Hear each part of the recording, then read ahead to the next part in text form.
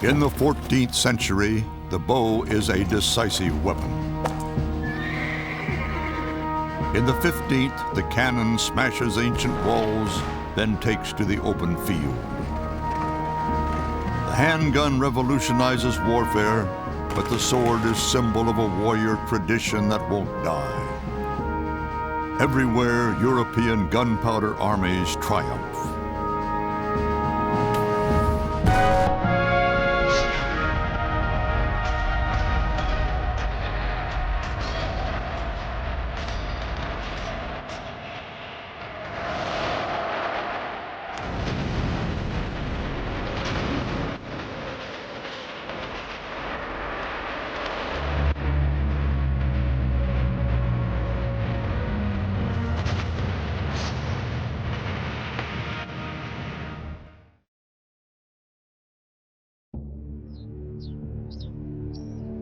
August 26, 1346.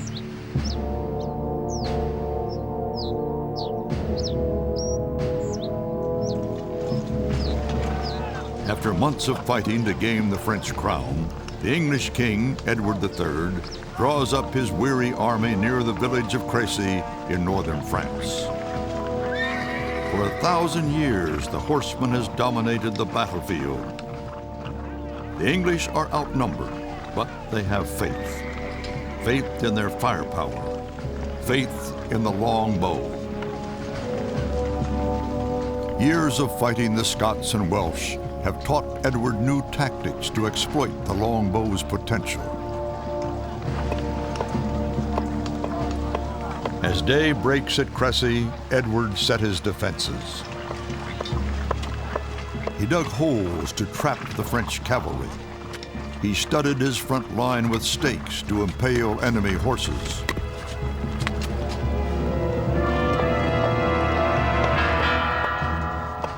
But at the core of the English battle plan was one decisive weapon, the long bow. It was tall as a man and made from the wood of the yew tree. It took 100 pounds of force to draw and was deadly at 200 yards.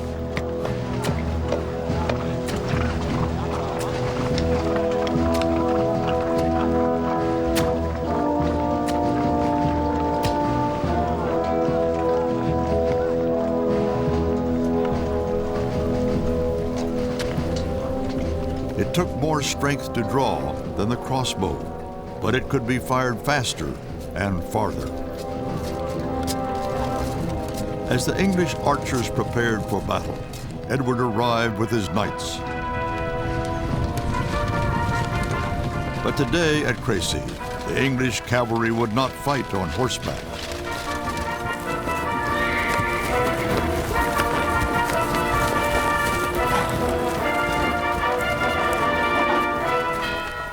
Edward dismounted his knights and stood them among his archers in a V-shaped formation known as the harrow.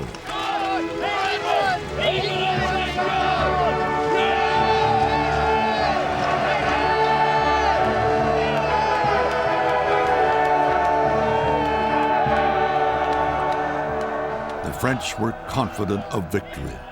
They outnumbered the English 3-1. Against the English longbow, the French now deployed the crossbow. The French King Philip had hired 6,000 mercenaries from Genoa. These soldiers, expert crossbowmen, marched down the hill toward the English defenses.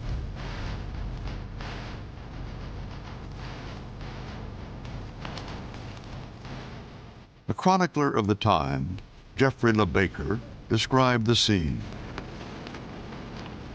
The first charge was made by the French against the English, with resounding trumpets, drums and kettle drums with strident clarions.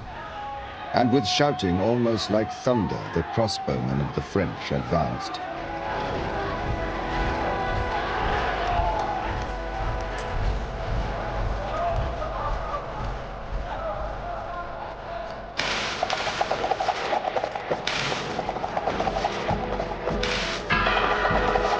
none of their quarrels reached the English.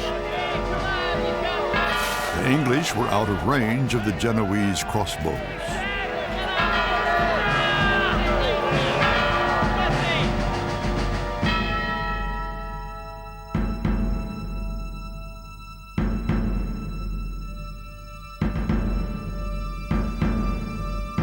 But the Genoese were well within reach of the English longbow.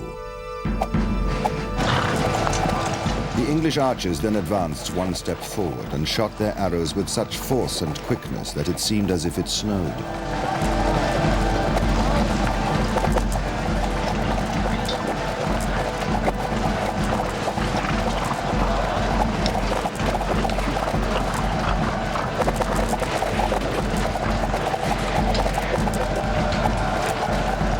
The Genoese threw down their weapons and fled.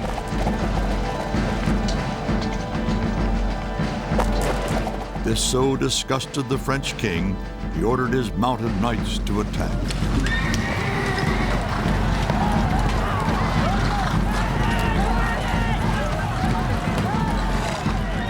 The French knights charged through the confused lines of retreating crossbowmen.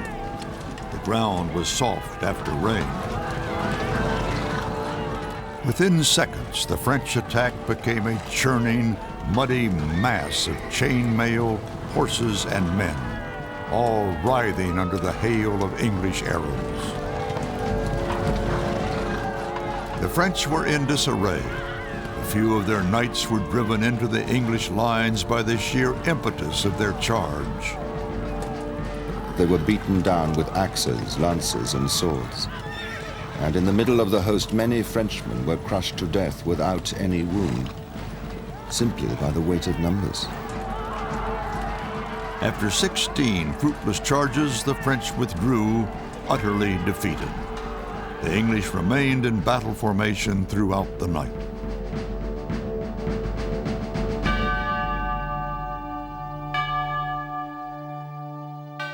At sunrise, Edward's messengers found 1,542 French lords and knights dead beside 20,000 men and horses.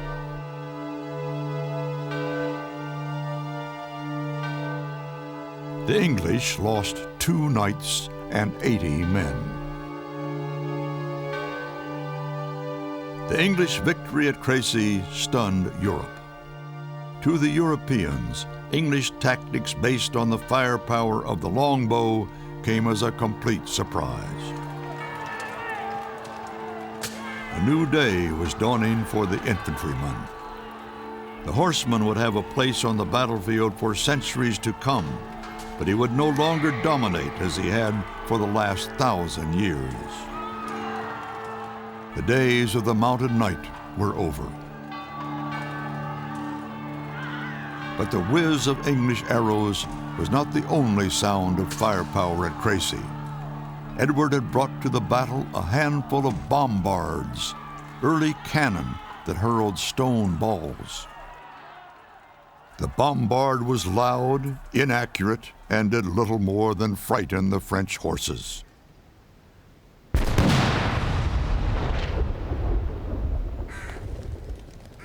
Yet it delivered the opening shot in a revolution that would transform war and civilization forever.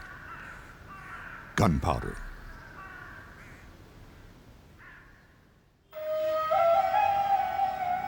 (1453), where Europe meets Asia.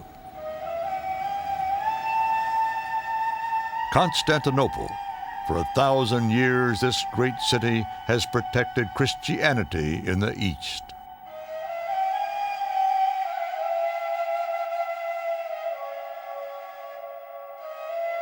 Now it is the last bastion of Constantine, 88th Emperor of Byzantium.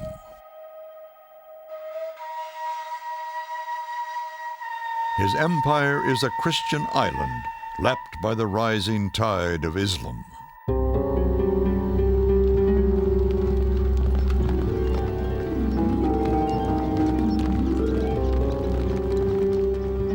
As Islamic soldiers approach, farmers and peasants seek shelter.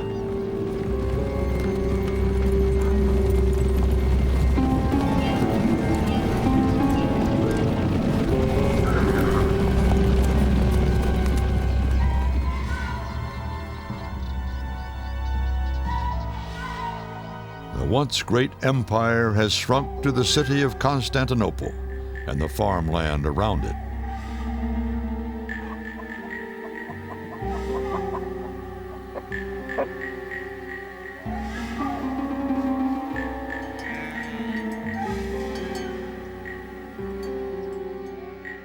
North, south, east, and west, all has fallen to Islam. Constantine must rally his people. Only the walls of Constantinople stand between the Christian empire and the triumph of Islam.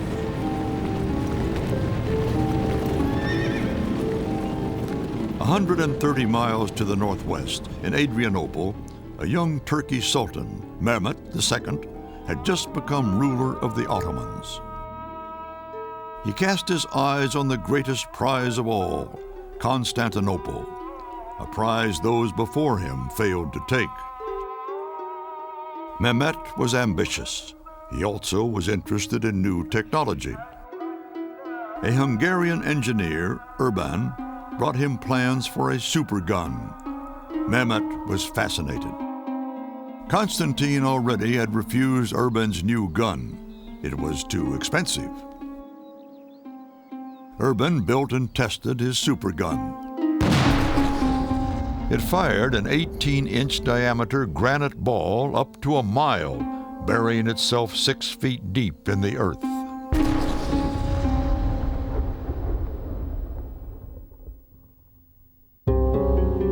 Mehmet made plans to lay siege to Constantinople. He positioned the supergun outside the main gate. On April 12, 1453, his cannon roared.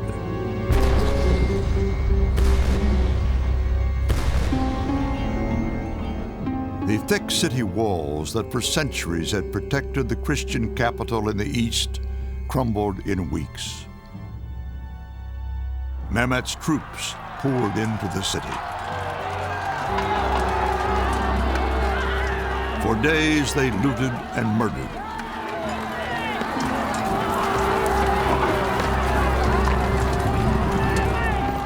Eventually, a severed head was delivered to Mehmet. They said it was Constantine's. Later, a headless body was discovered in Constantine's armor.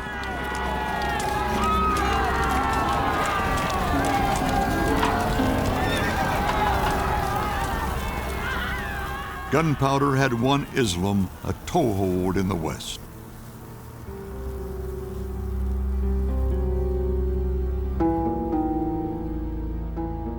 Mehmet's supergun altered the course of history.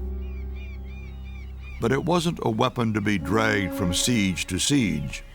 It needed 60 oxen and 200 men to haul it into place. Once positioned, it took over an hour to load. Its recoil was so great, it took 3 hours to realign so it could be fired again. For lengthy campaigns, lighter, more mobile weapons would be needed. 40 years later, the French King Charles VIII discovered how to make them. The new guns were light, metal weapons, founded in bronze by the same technique used for making church bells. He called these light metal tubes cannon, from the Latin word cana, meaning tube.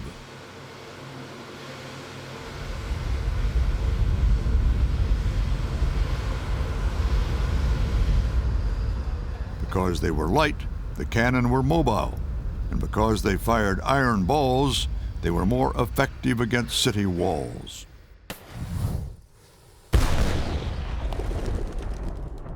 This was the birth of mobile gunpowder artillery. In 1494, Charles VIII invaded Italy armed with 40 of the new light cannon.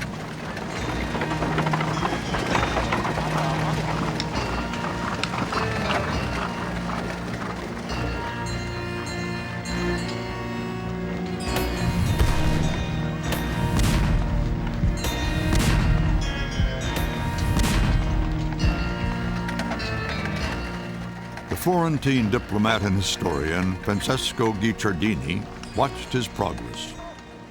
They moved the cannon on carts, which were drawn not by oxen, as was the custom in Italy, but by horses.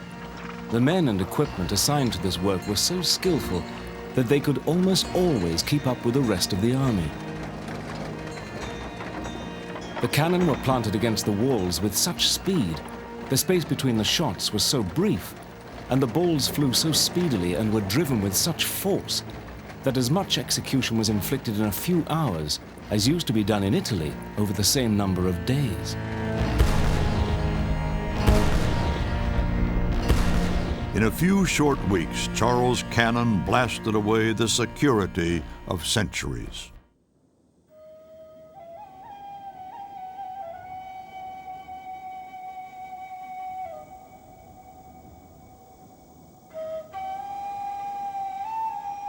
After food, water, and shelter, people always have needed security from attack. From the earliest times, nature provided man with refuge. There were mountains to retreat to, caves to hide in. Men not only exploited nature's fortresses, they improved on them.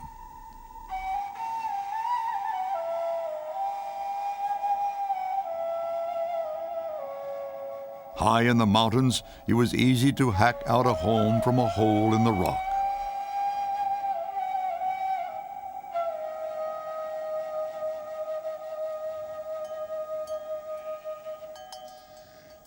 But the rocky slopes of a mountain are poor land for farming.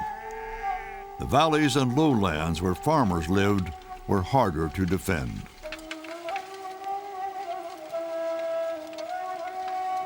As farmers worked their land, they produced a surplus of food and livestock. They were at risk from raiders in constant search of food and supplies. To protect their crops and animals, the earliest farmers fortified their dwellings. As the enemy grew more determined, the farmers built high defensive walls. Over the centuries, these walls evolved from a simple place of refuge to the purpose-built stronghold. Built on a natural strong point, a hill, island, or peninsula, the simple wall and tower design lasted for centuries. The ideal stronghold could be used for attack as well as defense. From it, the garrison could launch a counterattack. The stronghold's walls were not only difficult to attack, they also were dangerous to approach. High vantage points created deep killing grounds.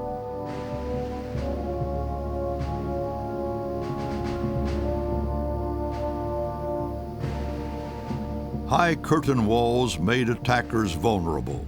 Putting up ladders or siege towers was dangerous.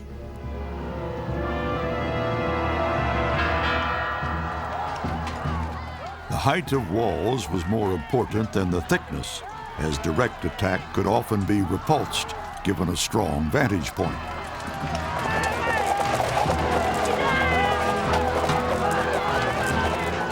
For centuries, man used his ingenuity to find new ways to break through castle walls. A bizarre array of siege engines was designed and built.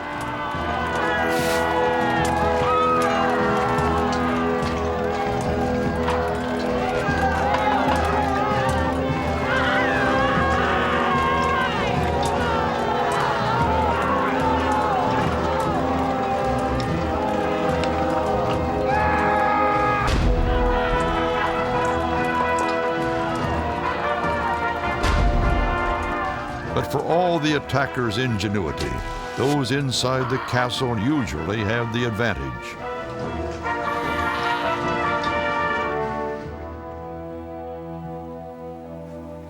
From the building of the ancient walls of Jericho to the end of the Middle Ages, fortification engineers added little to the three basic defenses: wall, moat, tower.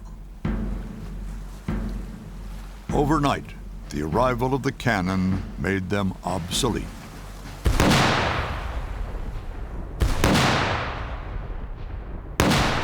The gun was a revolutionary weapon. It also very quickly revolutionized defenses. You had to have a new kind of fortification, which instead of being tall, was as low as possible and as thick as possible, so that it would nullify the effects of the smashing impact of the gun's shot. It was also seen very quickly to present many deflecting surfaces. So you get this very distinctive shape.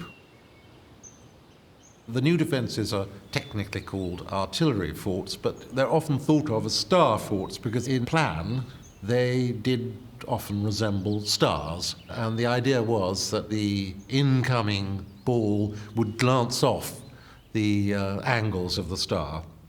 Instead of being able to hit the face of the wall directly and do it damage in that way, they would bounce sideways, and the energy of the impact would be absorbed by the thick earth bank behind the masonry face.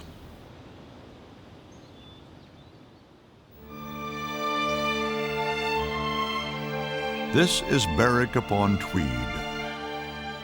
Throughout centuries of war between England and Scotland, this city changed hands in one bloody siege after another. Here at Berwick, the impact of cannon on fort design is clear. These walls show to perfection the military architect's answer to the cannon, the angled bastion system.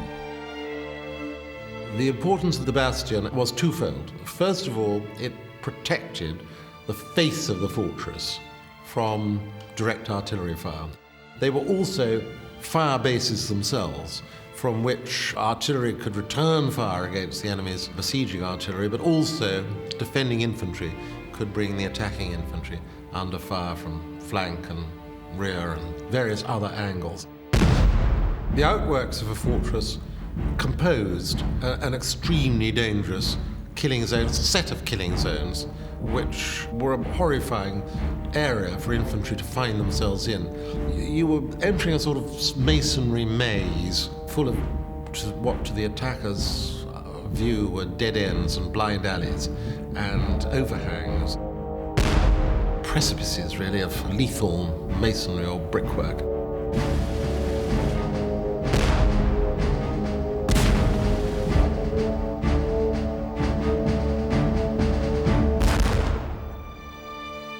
But these were expensive defenses.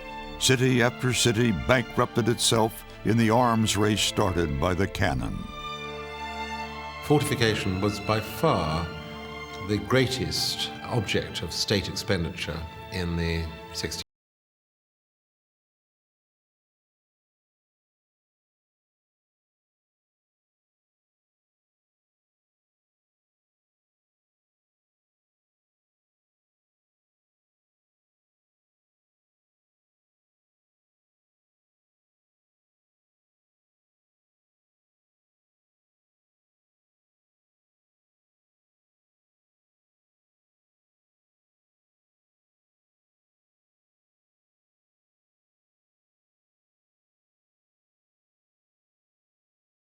Exactly how long a siege would last. The cannon transformed siege warfare.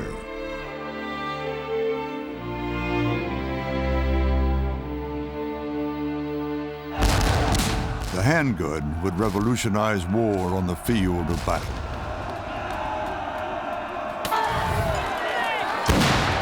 The impact of the cannon on fortification was revolutionary. But on the field of battle, heavy artillery could only be used on wheeled carriages.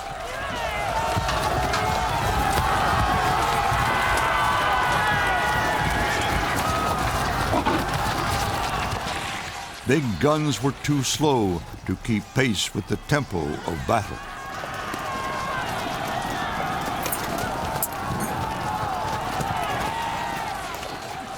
As cavalry and foot soldiers advanced or retreated, cannon got stuck in the mud.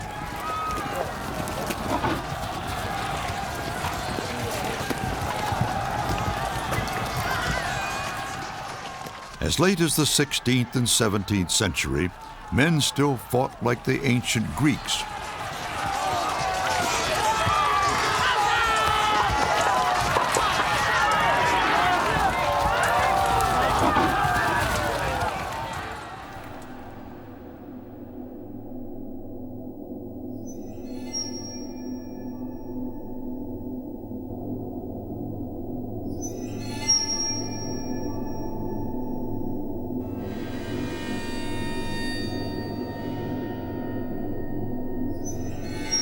Once inside a phalanx, or pike square, attackers could choose from a grisly range of hardware to butcher their opponents.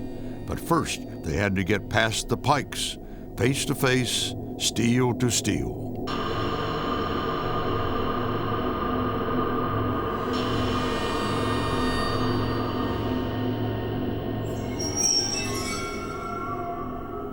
They still didn't have a way of blasting in from a safe distance. One answer to this problem was an unwieldy, handheld gun, the arquebus. Foot soldiers turned to the gun as their weapon of choice.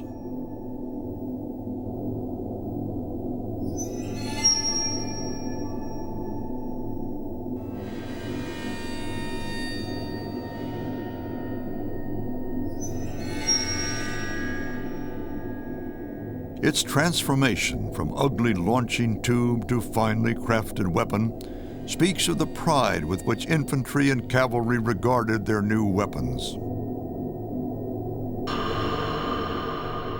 All that was needed was a quick and safe way to fire it. Two rival mechanisms offered a solution, the matchlock and the wheel lock.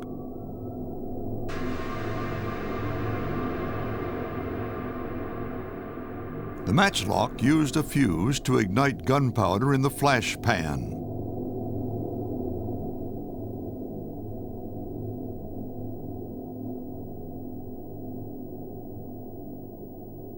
In dry conditions, it worked.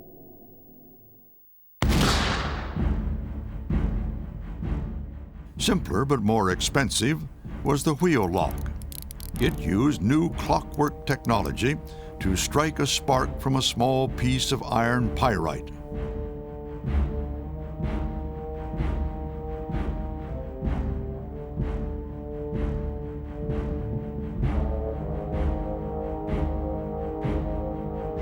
More dependable than the matchlock, here was a gun that could be used by cavalry, the first carbine.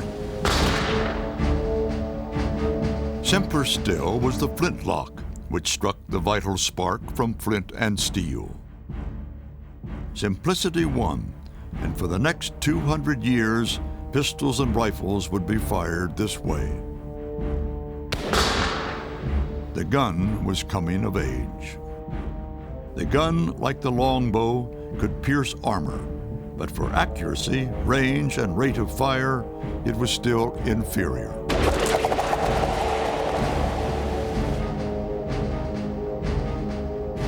The gun had one big advantage over the longbow.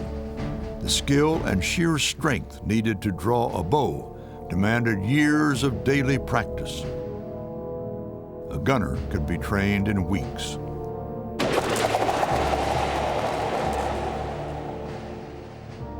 In the early 17th century, a Dutch nobleman, William of Nassau, studied the Roman tacticians. He read how Roman legions kept up a steady rain of javelins on the enemy. Nassau realized that modern soldiers armed with muskets could do the same. All they had to do was rotate their ranks. The principle was simple. Don't aim, just send in a wall of lead. The air was so darkened by the smoke of the powder that for a quarter of an hour together, I dare say, there was no light seen but what the fire of the volleys of shot gave. Rapid volley required tight coordination in the heat of battle if muskets were to fire at the same time. Musketeers drilled hard.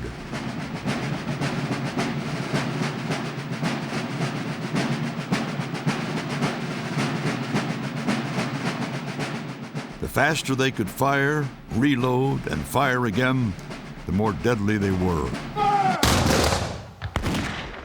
In 1631, at the Battle of Breitenfeld, the Swedish king Gustavus Adolphus showed the full potential of volley fire. He had drilled his men until they had the fastest reload times ever. In this battle against an army of the Holy Roman Empire, 7,000 lay dead, felled by rapid volley fire, most killed in the first 2 hours.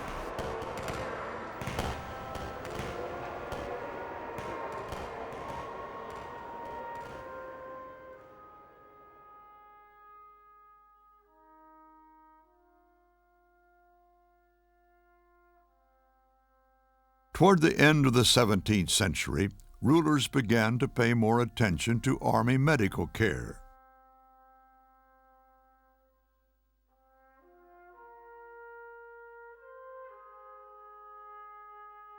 Military hospitals were set up to cope with the increased killing power of the new weapons. This is the Josephinum, a surgical research hospital founded by Joseph II of Austria. Joseph was the first ruler to recognize the skill needed to heal gunshot wounds and return soldiers to the battlefield. His academy, the Josephinum, established the status of military surgeons. Previously, butchers and barbers had treated battlefield casualties.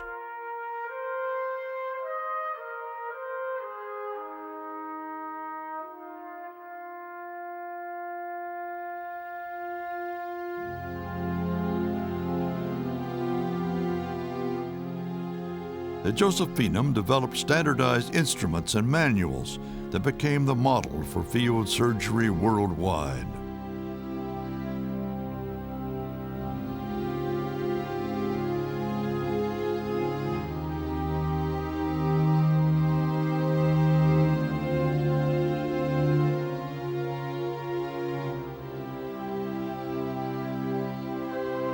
Anatomical research was carried out on detailed wax effigies. They were modeled in Florence on the bodies of executed criminals.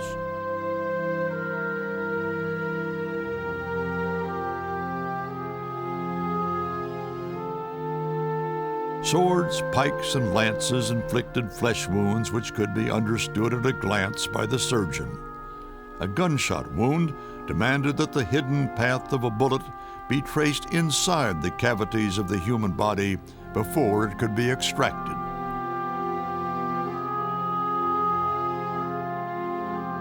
This was leading scientific research of the time. Before the Josephinum's investigation of gunshot wounds, military surgeons knew next to nothing of human anatomy.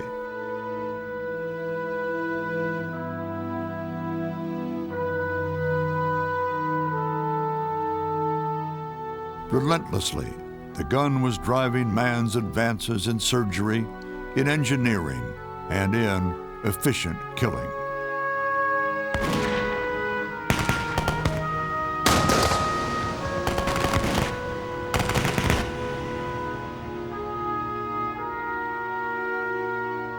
Man's capacity to inflict death had increased beyond imagining.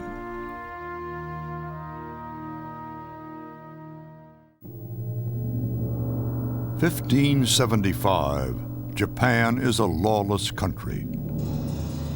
That year, a battle between two warlords made history. Takeda Katsuyori led Japan's finest army, famous for its ferocious cavalry and disciplined foot soldiers. Facing him was rival warlord Oda Nobunaga. Katsuyori's men were armed with swords, Nobunaga's with guns. With his 3 rows of arquebusiers, Nobunaga simply blew Katsuyori's cavalry apart.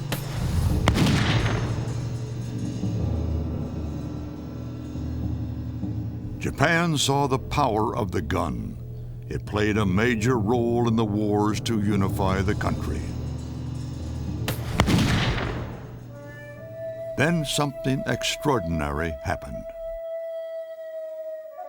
100 years later, the gun had vanished in Japan. The reasons are found in Japanese warrior culture.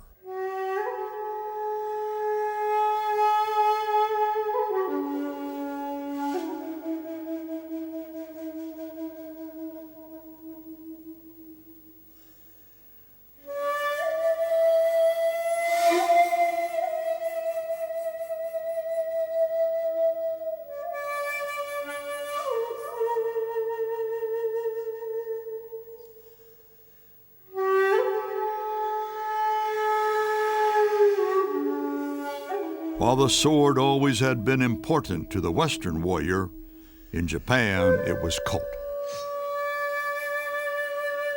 The sword was sacred, part of Zen Buddhism and the pursuit of two warrior ideals, fidelity and indifference to physical hardship. The best samurai swords often had 4 million layers of forged steel. They are the finest edged weapons ever made. No people in history revered the sword as highly as the samurai of Japan. In Japan, for a time, it would displace the gun. Forging the samurai sword demands more than just superb craftsmanship. The swordsmith carefully chooses the steel, one piece at a time. He hammers until it can be folded around another layer, making a laminate.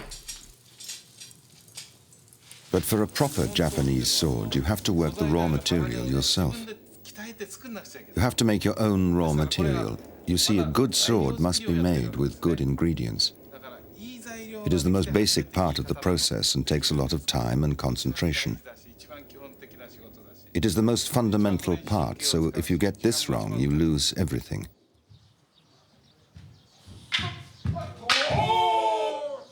To this day, the martial skills of the samurai are passed from generation to generation. In the 19th century, Japan would turn again to the gun. But even today, firearms play no part in the traditional learning of Bushido, the way of the warrior.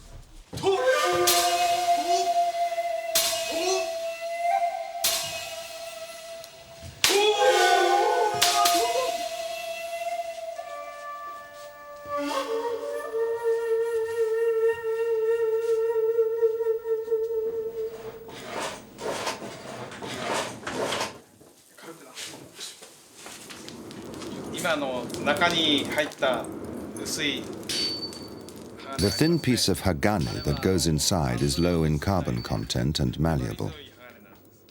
The U-shaped piece that goes on the outside is harder, containing more carbon. The harder the metal, the better it will cut.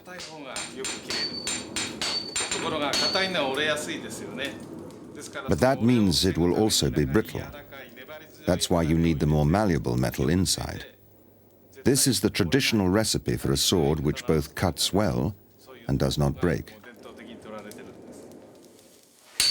The folding process is vital to the ultimate sharpness and flexibility of each sword. The swordsmith is more than a craftsman, more even than an artist. He has a spiritual role that requires constant prayer, each prayer being folded into the steel. To produce a true and reliable blade, the swordsmith must be pure in mind and body. These elaborate preparations clearly demonstrate the spiritual significance of the samurai sword.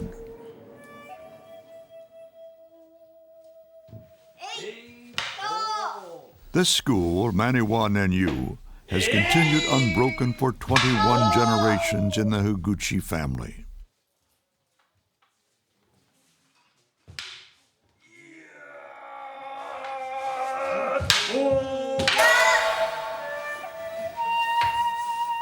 Here, martial arts are taught as an extension of religion and a veneration for the past. Close to the school is the shrine, the cemetery of ancestors, and the family museum. In Japan, there is no other way to learn the way of the warrior.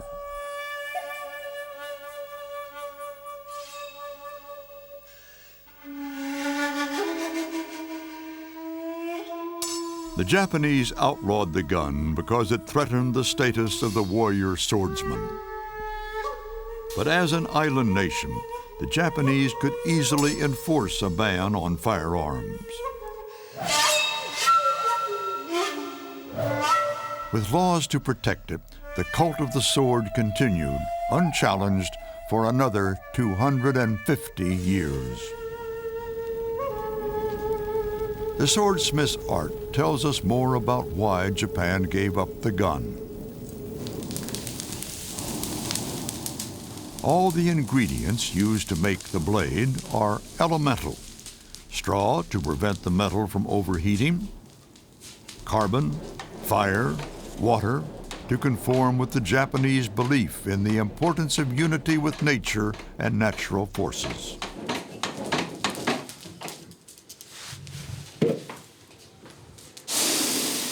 Even the muscular effort of the smith is natural. The chemical energy of gunpowder is not.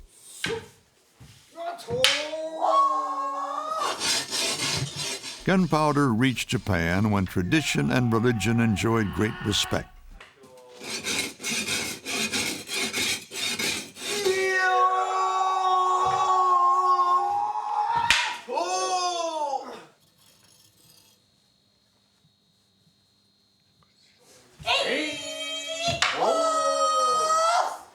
Swordplay was traditional. The best swords were often ancient heirlooms with their own personal names, handed on from father to son.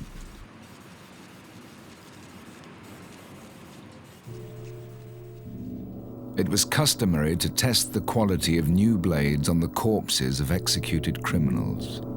This was known as tameshi giri, the corpse being called a tameshi mono, or chopping block.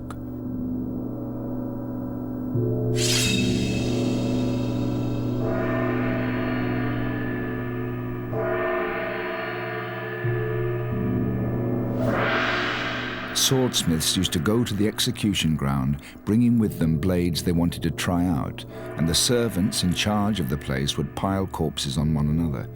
A blade of exceptional quality could cut through the corpses of 3 men with one blow, according to the records, and it was certainly possible with a good blade to cut the body of a man in half. A sword which could not cut off a man's head with one stroke was considered useless and discarded.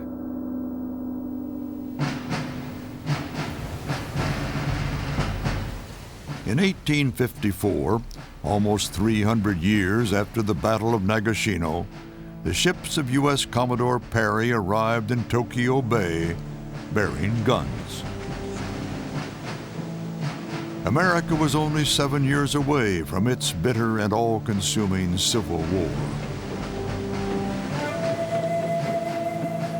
With Western technology poised to take over the world, Japan prepared to end a quarter of a millennium without gunpowder.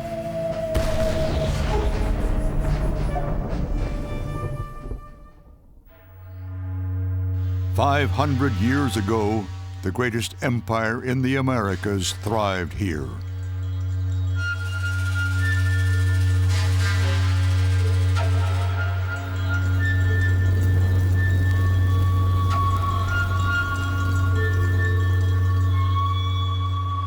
It became great not because of its land or its wealth or its armies, but because of something no one could see: fear. Some empires thrive because they strike terror in their enemies. This empire thrived because the rulers themselves were governed by fear. These people are descendants of the Aztecs, whose empire dominated Central America in the 15th century.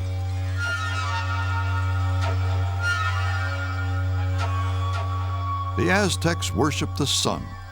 At the heart of their religion was the fear that one day the sun might not rise, killing their crops, plunging them into fatal darkness.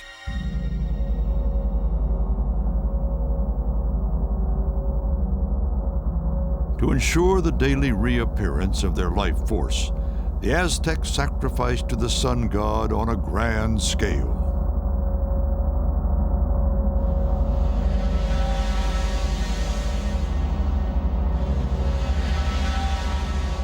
To slake the sun god's never-ending thirst, the Aztecs trained not to kill their foes, but to bring them back alive.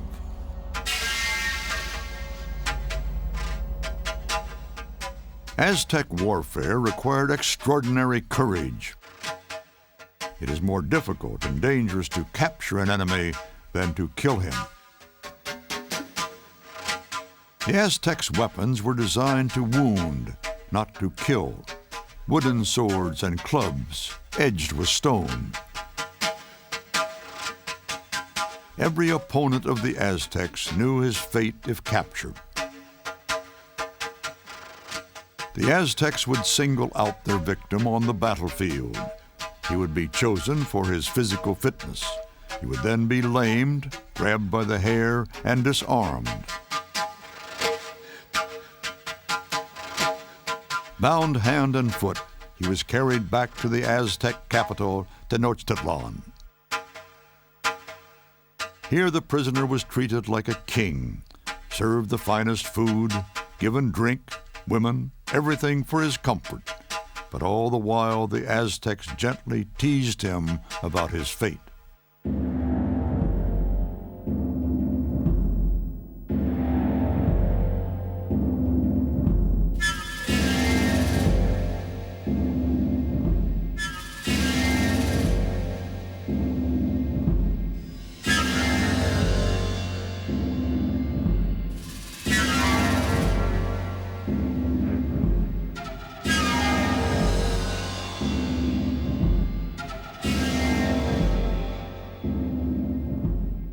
On the appointed morning, the prisoner was led up the steep steps to the Aztec temple.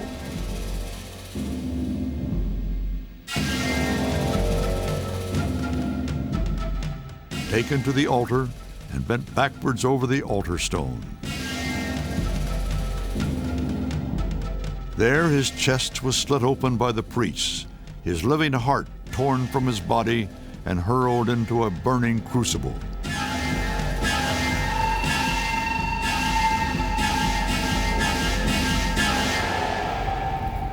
Aztec homage to the sun. On permanent display near the Aztec warrior school were the skulls of all who died in sacrifice. When the Aztec Empire was at its height, a strange breed of warrior arrived from another world. Europe, the old world. Their leader was Hernando Cortés. Cortés was looking for gold. He also was looking for glory. Armed with gunpowder, Cortés fought a vicious, bloody war against men armed with primitive weapons who had never seen horses or guns.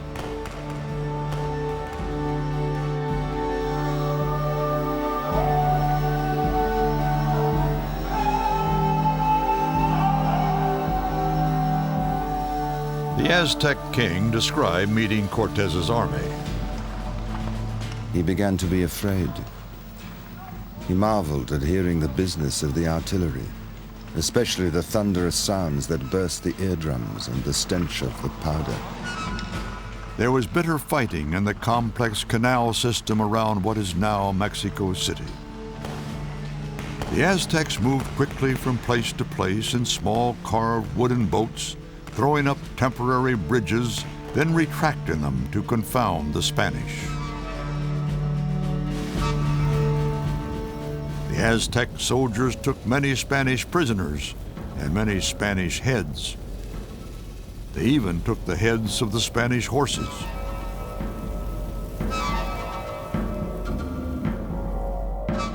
But in the end, the power of the gun, the horse, and armor all turned the tide in the Spaniards' favor.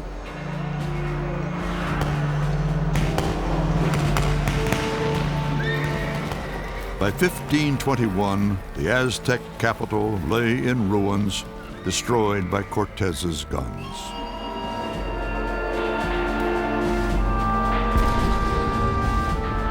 The Spaniards brought more than European firepower to Mexico. From the old world, they brought something no one could see: disease, lethal to native peoples of the New World. What happened to the Aztecs foretold the future of native peoples in America, Africa, and Asia. The gun would soon make Europe master of the world.